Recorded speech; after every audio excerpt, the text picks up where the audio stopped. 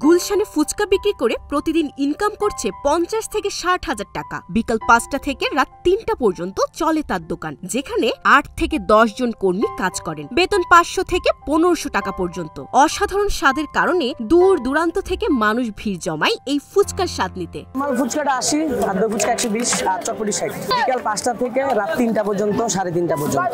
আনুমানিক সেল তো মানে প্লেট হিসাব তো করা যায় না। আমাদের এখানে আমাদের টাকার পরিমাণটা হয়তো বলা যায় ৫০ থেকে ৬০ হাজার টাকা সেল আমাদের প্রতিদিন। অনেক কষ্ট হয়েছে। প্রথম আমার বললাম, আমার সবচেয়ে বড় সাপোর্ট ছিল আমার বাবা। বাবা যেহেতু এই বিজনেস করতো, ব্যবসাটা, আমার বাবাটা অনেক সাপোর্ট দিত যে তুমি হাল ছেড়ো, মানে ১২০০-১৩০০ টাকার সংসার চলতো না, তারপরে এই ঝামেলা হইতো, অনেক সাপোর্ট দিত। এই সাপোর্টটা দেওয়াতে আজকে এখানে আসছে। সবচেয়ে বড় অবদান হলো আমার বাবার মানে সবসময় সে বলতো যে ১২০০ টাকা মন ভাঙবা না, যে করো, ব্যবসা করতে থাকো, আমার সংসার চালানো বলে তোমার নিজেরটা নিজে চলো। তো এখান থেকে আজকে এই অবস্থা। আমার ভাই বোন আছে ৪ জন আর ২ বোন। তো এগুলার সবাই পড়াশোনা করাইছি আমি, আর ফ্যামিলিটা পুরো দায়িত্ব আমার। এখন হয়তো এখন নাই, সবাই বড় হয়েছে, এখন যার যার জব করতেছে আলাদাভাবে, কিন্তু আমি সবাই পড়াশোনা করাইছি আলহামদুলিল্লাহ।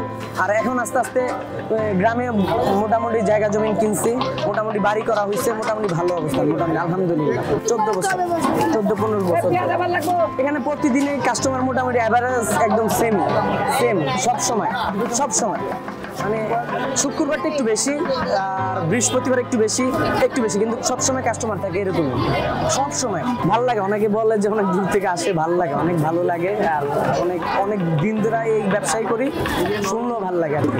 এক একজনের স্যালারি এক এক রকম, যেমন ছোটদের আছে ৫০০ টাকা, আরেকজনের আছে ১৫০০ টাকা, তো বড়দের একটু ৭-৮০০, হ্যাঁ রেগুলার বেসিক বেতনটা রেগুলার ১৫০০ আছে একজনের, ১০০০ আছে একজনের, ৫০০ আছে একজনের, এইভাবে আর কি মিলাজিলা, যার যে অবস্থানে এইভাবে আর কি বেতন। হ্যাঁ, আমরা সবসময় এখানে আসি, লম্বা একটা সিরিয়াল থাকে, এরপরে ধৈর্য নিয়ে বসে থাকি। মানে আমরা এখানে যতগুলো ফুচকা ট্রাই করেছি, ফুচকা ভাই অলওয়েজ বেস্ট, নেভার ডিসঅ্যাপয়েন্ট। তো দেখা যায় যখনই সময় পাই এখানে আসা হয়। আম্মু এটা ফার্স্ট টাইম, আম্মু হচ্ছে ঢাকা আসছে কালকে আমার কনভোকেশনের জন্য।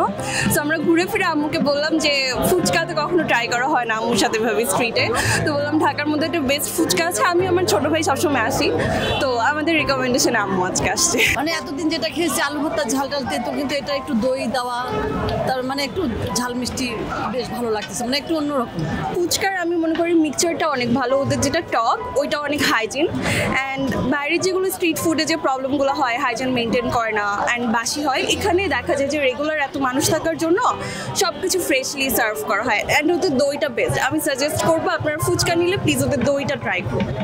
এটা একটু এক্সেপশনাল এবং টেস্টি, ডিফারেন্ট দেন আদার্স, অন্য ইয়াগুলোর চাইতে অনেক ডিফারেন্ট, ভিন্নধর্মী।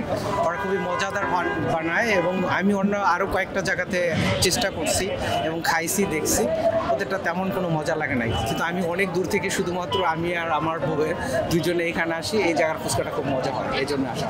এবং আমাদের ফ্যামিলির সবাই পছন্দ করে।